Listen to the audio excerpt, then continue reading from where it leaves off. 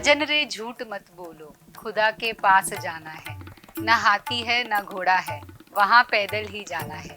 तो जब हम ये बात करते हैं ना कि ये फिल्मी गीत हैं, ये फिल्मी नहीं है, ये इल्मी गीत हैं। इनमें ज्ञान भरा हुआ है, बशर्ते कि हम इसको दोहराएं, हम इस पर विचार करें। कहते हैं कि गीत लेखन एक संवेदनशील ऊर्जा है, एक बहुत ही रहस्यमय प्रक्रिया। ये संवाद करने की इच्छा है, संवाद करने की गहरी इच्छा ही गीत लेखन को प्रेरित करती है। वेद कहता है सत्यम वद धर्मम चर। देखिए इसमें एक आदेशात्मकता है, सत्य बोलो, धर्म पर चलो। आप सबको मेरा प्रणाम और हार्दिक अभिनंदन। स्वागत है आप सबका विश्व शांति दर्शन के मंच पर, जिसकी संकल्पना का श्रेय विश्वधर्मी, विश्व शांति के अनुयायी प्रोफेसर डॉक्टर विश्वनाथ दा कराट जी को जाता है। आप देख रहे हैं हमारी नई वीडियो सीरीज गीतों के बोल बड़े अनमोल, यानी हिंदी फिल्मों के वो गीत जिनमें अध्यात्म छुपा हुआ है।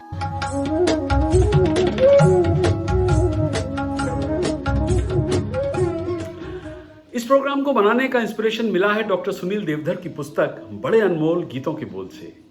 पिछले हफ्ते हमने फिल्म किनारा के गीत नाम गुम जाएगा, चेहरा ये बदल जाएगा, इसके अध्यात्म पर चर्चा की थी और इसके गीतकार थे गुलजार। कहते हैं कि गीत लेखन एक संवेदनशील ऊर्जा है, एक बहुत ही रहस्यमय प्रक्रिया।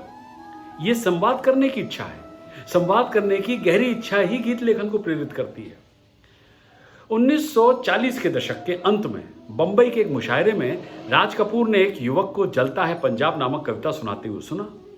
उग्र विचारों और भावुक गायन से प्रभावित होकर राज कपूर ने युवा कवि से उन्हें गीत बेचने का अनुरोध किया, जिसका वे फिल्म आग में इस्तेमाल करने के इच्छुक थे, जो उनकी पहली फिल्म थी। लेकिन उस युवक ने यह कहते हुए राज कपूर को खामोश कर दिया कि उनकी कविता बिक्री के लिए नहीं है। चकित होकर भी प्रभावित हुए राज कपूर ने उस कवि को एक प्रस्ताव दिया कि अगर उनका विचार बदले तो वो कभी भी उनके पास आ सकते हैं। कुछ समय बाद घटनाओं के एक जिज्ञासु मोड़ लिया और उस युवा कवि की पत्नी गर्भवती हुई और उसे उसकी डिलीवरी के लिए पैसों की जरूरत थी। राज कपूर का प्रस्ताव अभी भी उसके कानों में गूंज रहा था। वो उनसे मिले और 500 रुपए के ऋण का उन्होंने अनुरोध किया। राज कपूर ने उन्हें तुरंत पैसे दिए, लेकिन ऋण के रूप में नहीं। उन्होंने कहा कि वो पैसे रख सकते हैं, मगर उसके बदले में उन्हें राज कपूर की अगली फिल्म बरसात के लिए 2 गाने लिखने होंगे। कवि सहमत हो गया। जब फिल्म रिलीज हुई तो वो दोनों गाने चार्टबस्टर बन गए।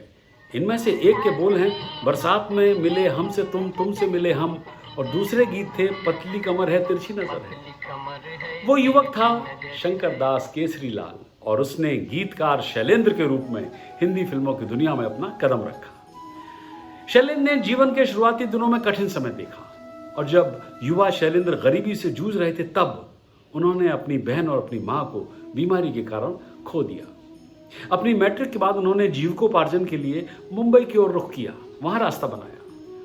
बरसात के बाद शैलेंद्र ने आर.के. फिल्म्स को अपना घर बना लिया। राज कपूर, शंकर जयकिशन, हसरत जयपुरी और शैलेंद्र तथा गायक मुकेश एक के बाद एक सफलता की सीढ़ियां चढ़ रहे थे। ऐसा लग रहा था कि मानो सभी पांचों एक दूसरे के लिए बने हैं। बरसात, आवारा, चोरी चोरी, श्री 420, बूट पॉलिश, आह, अनाड़ी, तीसरी कसम, प्रत्येक के गीत दूसरों की तुलना में बेहतर थे।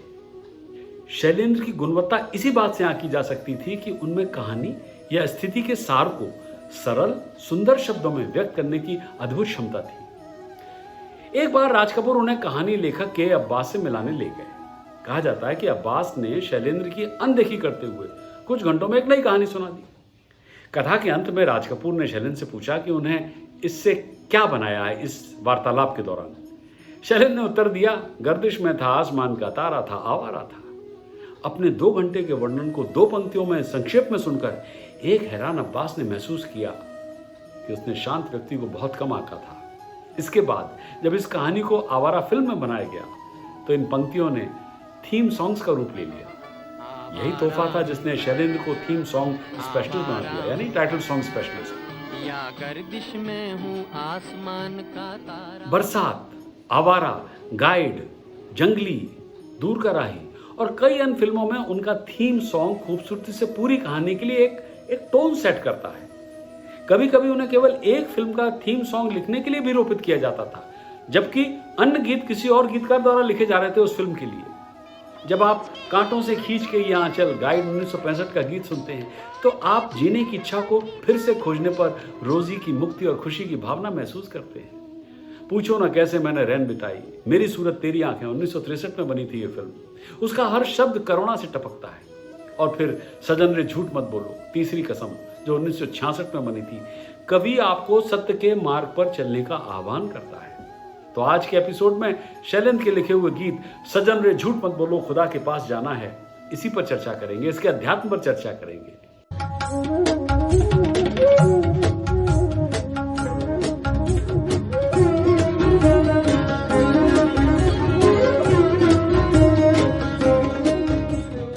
नमस्कार, आप सभी का स्वागत है विश्व शांति दर्शन चैनल में। आज हमारे साथ स्टूडियो में जुड़े हुए हैं डॉक्टर सुनील देवधर। नमस्कार। वो एक थिंकर हैं, प्रोफेसर हैं एंड एक राइटर भी हैं। आज हम चर्चा करने वाले हैं उनकी ही लिखी हुई एक किताब जिसका नाम है बड़े अनमोल गीतों के बोल। स्वागत है आपका सुनील जी। तो प्रोग्राम की शुरुआत करते हैं फिल्म तीसरी कसम के इस गीत से। सजन रे झूठ मत बोलो खुदा के पास जाना है, न हाथी है न घोड़ा है, वहाँ पैदल ही जाना है। सजन रे झूठ मत बोलो खुदा के पास जाना है, न हाथी है न घोड़ा है, वहाँ पैदल ही जाना है। बोल बड़े सिंपल हैं लेकिन भाव उतना ही गहरा है जी। आप क्या कहते हैं सर? ये जो भी भाव आता है ना जी, हमारे यहाँ सब कुछ संकलित है और हम दोहरा रहे हैं दूसरे शब्दों में, तीसरे शब्दों में हमारे पास है। हमारा वेद कहता है, और वेद की जो भाषा है ना वो आदेश की भाषा है। वेद विमर्श नहीं करता, आदेश देता है। तो ये जो पंक्ति है, सजन रे झूठ मत बोलो खुदा के पास जाना है, वेद कहता है सत्यम वद धर्मम चर। देखिए इसमें एक आदेशात्मकता है, सत्य बोलो धर्म पर चलो। तो यही साधारण शब्दों में कहा है कि सजन रे झूठ मत बोलो खुदा के पास जाना है, न हाथी है न घोड़ा है, वहाँ पैदल ही जाना है। पैदल जाने का मतलब यह है कि हम दुनिया भर का सामान जोड़ते रहते हैं और हमारे साथ कुछ जाना नहीं है। खाली हाथ हम आए हैं और खाली हाथ हम जाएंगे। इसीलिए वेद आदेश देता है कि सत्यम वद धर्मम चर। एक दूसरी एक पंक्ति है संस्कृत में, उसमें वो कहते हैं कि कैसा सत्य बोलना है, तो सत्यम ब्रूयात प्रियम ब्रूयात। सत्य बोलो प्रिय बोलो, सत्यम ब्रूयात प्रियम ब्रूयात, न ब्रूयात सत्यम अप्रियम। अप्रिय सत्य को बोलने की भी मनाही है। अब अगर इसलिए हम ये कहें कि सजन रे झूठ मत बोलो, तो झूठ मत बोलो तो इतना सच भी मत बोलो कि किसी का दिल दुखे, और ऐसा अप्रिय सत्य भी मत बोलो जिसको बोलना जरूरी न हो। तो जिस तरह के संकेत, और उन्हीं संकेतों को बहुत सादी सादी भाषा में, बहुत सादे ढंग से, तो जब हम ये बात करते हैं ना कि ये फिल्मी गीत हैं, ये फिल्मी नहीं है, ये इल्मी गीत हैं, इनमें ज्ञान भरा हुआ है, बशर्ते कि हम इसको दोहराएं, हम इस पर विचार करें। इसमें इल्म है, इसमें ज्ञान है। न ब्रूयात सत्यम प्रेम, अप्रिय सत्य। एक बहुत सादे शब्दों में एक छोटी सी कहानी हम आपको इसकी सुना देते हैं कि अप्रिय सत्य क्या है जी। तो एक कहानी है कि एक गाय भागी जा रही थी और उसके पीछे पीछे एक कसाई चला जा रहा था। अब कसाई का काम क्या है, वो तो गाय को काटेगा ही काटेगा ना। तो एक आदमी सामने आया और गाय जब तेजी से भागते हुए निकल गई तो कसाई उसके पीछे भाग रहा था। उसने पूछा कि गाय किधर गई। अब वो व्यक्ति ऐसा था कि जो हमेशा सत्य बोलता था। तो अब उसके मन में ये विचार आया कि मैं क्या बोलूं, अगर मैं असत्य बोलता हूं तो अब तक का मेरा जो संकल्प है सत्य बोलने का उसमें बाधा आती है। लेकिन उससे भी बड़ा सच ये था कि एक गाय की जीवन की रक्षा होनी थी। तो उसने असत्य बोल दिया। जिस दिशा में गाय गई थी उसकी विपरीत दिशा उसने बता दी जी। कि गाय इस ओर गई है। तो इस तरह से सत्य के अप्रिय और प्रिय होने की बात है। तो कहाँ आप अप्रिय सत्य भी बोल सकते हो, ये यहाँ विचार करने की बात है। तो किसी की जान बचाने के लिए या किसी का भला करने के लिए अगर आपको असत्य थोड़ा बोलना सा झूठ पड़ता है, बोलना भी पड़ जाए तब भी वो मुनासिब है। मुनासिब है। सुनील जी, कहा जाता है ना कि आप सत्य बोलते तो आपको याद नहीं रखना पड़ता, लेकिन जब आप झूठ Exactly. बोलते हैं तो आपको सब कुछ याद रखना पड़ता जी, है कि कल क्या बोला था। कल क्या बोला था। जी। इसलिए सिंपल है लाइफ बड़ी, कि हमें सत्य बोलना है। सत्य बोलने के बाद आपको किसी चीज की फिक्र नहीं होती, क्योंकि आप अपने ट्रूथ के साथ कनेक्टेड हैं। तुम्हारे महल चौबारे यही रह जाएंगे सारे, अकड़ किस बात की प्यारे, अकड़ किस बात की प्यारे, ये सर फिर भी झुकाना है। सजन रे झूठ मत बोलो, खुदा के पास जाना है। तुम्हारे महल ये चौबारे यहीं रह जाएंगे सारे, इसका क्या फलसफा है सुनील जी? जी, तुम्हारे महल चौबारे यहीं रह जाएंगे सारे, अकड़ किस बात की प्यारे। अगली पंक्ति वो जो कह रहे हैं, जो बात इस गीत में है, वही बात नज़ीर ने कही है, और उनकी बहुत लंबी नज़्म है। सब ठाठ पड़ा रह जाएगा जब लाद चलेगा बंजारा। तो उसमें वो कहते हैं कि क्या सख्त मकान बनवाता है, खम तेरे तन का पोला, तू ऊंचे कोट उठाता है, वहां गोर गढ़े ने मुंह खोला। अब सामान क्या क्या है? क्या रैनी खंदक रंद बड़े, क्या बुर्ज कंगूरा अनमोला, गढ़कोटा रहकल तोप किला, क्या शीशा दारू और गोला, सब ठाठ पड़ा रह जाएगा जब लाद चलेगा बंजारा। सुनील जी, बहुत गहरी बात है, लेकिन आप इसे एक सरल शब्दों में हमारे यूथ को समझा सके तो बहुत अच्छा रहेगा। यही सीधा अर्थ है कि जो भी आपके पास में सामान है, इसके एक एक शब्द को अगर डिकोड किया जाए कि ऊंचे महल बनवा रहे हैं और खम नींव कमजोर है, फिर सो नींव का मजबूत होना बहुत जी अहम है। जी, और नींव मजबूत आप नहीं हुई जितने तो- ऊंचे कोट उठाते हो, और ये थियरी है कि वो कब्र खोदी जाती है ना, जी, तो जी, गोर गढ़े ने मुंह खोला, तो वहां तो गहरी कब्र में आपको जाना है। जी, जी। और फिर ये जितने शब्द हैं कि क्या रैनी है, क्या खंदक, और फिर जो उस समय जो दृश्य होता था कि बंदूकें उसमें छेद हुआ करते थे किले में, और उसमें वो बंदूक टिकाई जाती थी, जी, है ना। तो इतने इतने शब्दों में कि बुर्ज, महलों के बुर्ज होते थे, उसके कंगूरे होते थे, तो वो सब जितना आपने सरंजाम किया है, जितना आपने बनाया है, वो सब कुछ नहीं है, सब ठाठ पड़ा रह जाए। सब यहीं का यहीं रह जी। जाएगा। इसलिए नींव का मजबूत होना बहुत जरूरी जी। है। नींव मजबूत होगी तो आपकी और पूरी इमारत नींव- मजबूत बनेगी। नींव सत्य में है। भला की जय भला होगा, बुरा की जय बुरा होगा, वही लिख लिख के क्या होगा, वही लिख लिख के क्या होगा, यही सब कुछ चुकाना है। सजन रे झूठ मत बोलो, खुदा के पास जाना है। सो गीतकार ने पूरी लाइफ की जर्नी की बात की है। जी, जैसा पहली बात आपने कही, और कि वो साफ कह रहे हैं, भला कीजिए भला होगा, बुरा कीजिए बुरा होगा। तो ये बात अगर हमने जब कहा कि हम दोहरा रहे हैं चीज़ों को, तो तुलसी ने इस बात को कहा है, परहित सरिस धर्म नहीं भाई, पर पीड़ासम नहीं अदमाई। यानी कि दूसरे का हित, उससे बेहतर कोई धर्म नहीं है, और दूसरे को कष्ट पहुंचाना या दूसरे को दुख देना, उससे बड़ा कोई अधर्म नहीं है। तो भला कीजिए भला होगा, और बुरा करेंगे तो बुरा होगा, जिसको आप पोएटिक जस्टिस की बात करते हैं कि यहीं भरना है, यहीं आपको चुकाना है। तो इसलिए पहली बात वो ये कह रहे हैं कि भला कीजिए भला होगा, बुरा कीजिए बुरा होगा। आपको यहीं सब कुछ चुका कर जाना है। जो हमारी एक कल्पना है स्वर्ग और नर्क की, तो वो किसने देखा, लेकिन यहाँ जो कुछ घटित होगा उसके कहीं ना कहीं परिणाम आपके सामने भी आएंगे। लड़कपन खेल में खोया, जवानी नींद भर सोया, बुढ़ापा देख कर रोया, बुढ़ापा देख कर रोया, वही किस्सा पुराना है। सजन रे झूठ मत बोलो।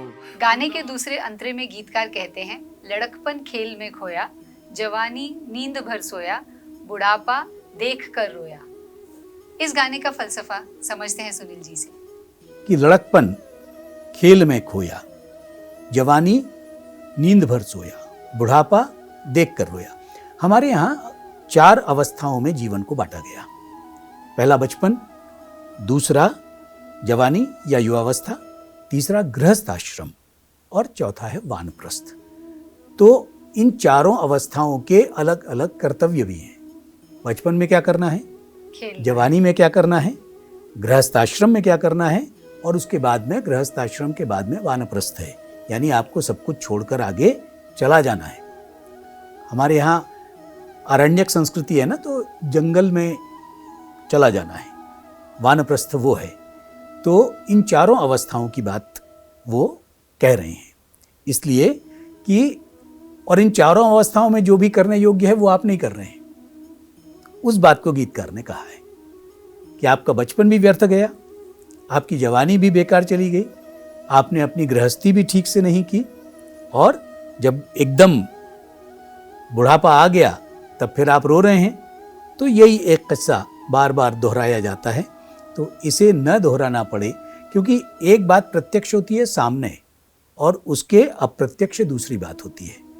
तो इस गीत में 4 अवस्थाओं की बात की है और क्या करना चाहिए वो आपको सोचना है, वही संकेत इस गीत में है। सो गीतकार ने पूरी लाइफ की जर्नी की बात की है, जी जो हाँ। पल हम जी लिए वो जी लिए, यही सत्य है। हम ना कुछ लाए थे ना ले जाएंगे, जीवन को इसी सत्य के साथ हमें जीना है। सब कुछ टेम्पररी है हमारी लाइफ में, हमारी खुद की लाइफ भी टेम्पररी है इनफैक्ट। तो हमें जो पल हैं वो बहुत अच्छे से जी लिए जाए, बहुत जो है हमारे साथ जुड़े उनके साथ खुशी खुशी जी लिए जाएं, इसी पर हमें तवज्जो देना चाहिए।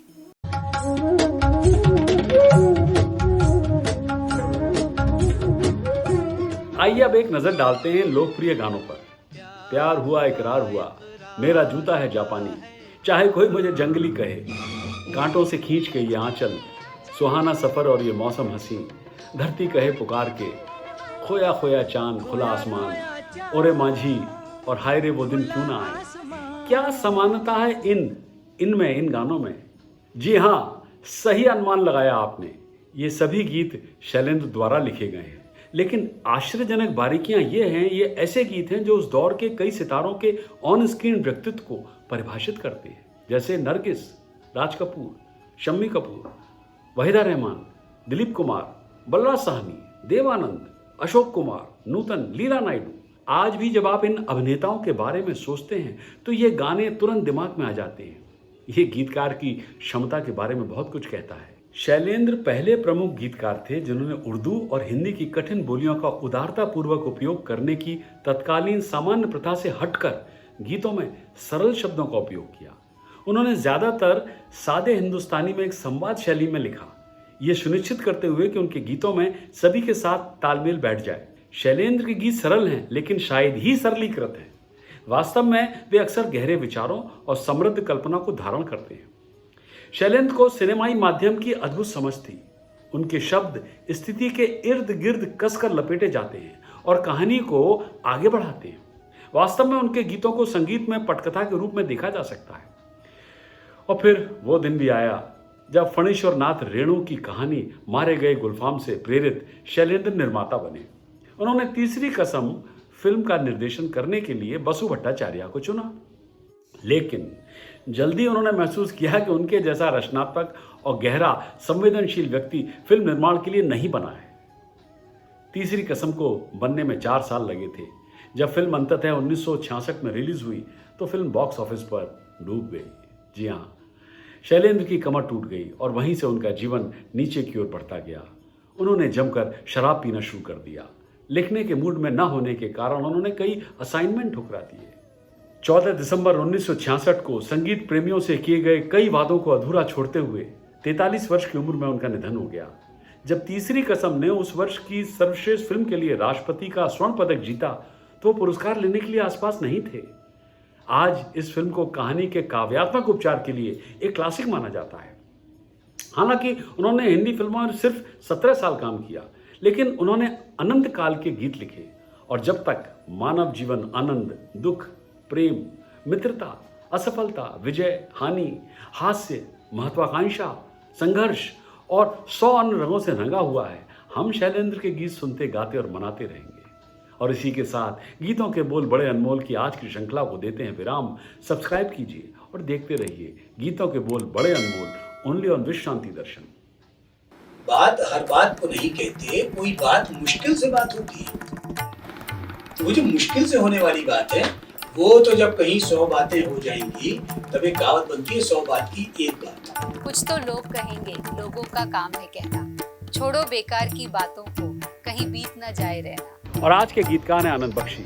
उन्होंने अपने कैरियर में 4000 से अधिक गीत और 638 फिल्मों के लिए गीतकार के रूप में काम किया।